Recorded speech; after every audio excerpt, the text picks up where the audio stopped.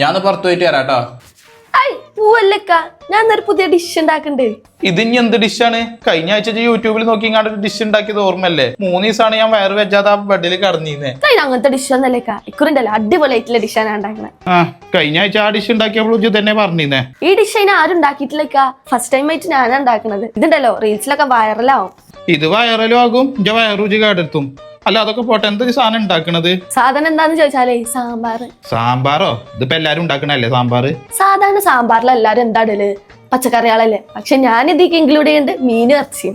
മീനും ഇറച്ചിയില്ല സാമ്പാറോ? എന്തിനാ മീനും ഇറച്ചിയും പാടാക്കിയത്? ആ ചിക്കനും പാടാൻ ഇട്ടുകൂടായിരുന്നോ? ചിക്കൻ കുറെ നോക്കി, ചിക്കൻ കിട്ടാത്തോണ്ടാണ് ബീഫ് ഇട്ടത്. ഇത് എന്തിനാടി പുതിയത് ഇങ്ങനത്തെ ഓരോന്ന് ഉണ്ടാക്കി കണ്ട് ഇഞ്ച മേത്ത് പരീക്ഷിക്കണേ? ഞാൻ എന്നെ എന്താ കാട്ടിയത്? ഈ വീട്ടിലാണെങ്കിൽ പട്ടിയും പൂച്ചയൊന്നും ഇല്ലല്ലോ, ആകല്ലത് നിങ്ങളല്ലേ. അപ്പൊ നിങ്ങളെ മേത്തോളം പരീക്ഷിക്കാൻ പറ്റാ. ചിലപ്പോ സക്സസ് ആവും, ചിലപ്പോ വേണമെങ്കിൽ തട്ടിപ്പോവും. ചിലപ്പോഴൊന്നും അല്ല, ഇതെന്തായാലും തട്ടിപ്പോവും. ഞാനേ ഒന്ന് പുറത്തു പോയി തരാട്ടോ.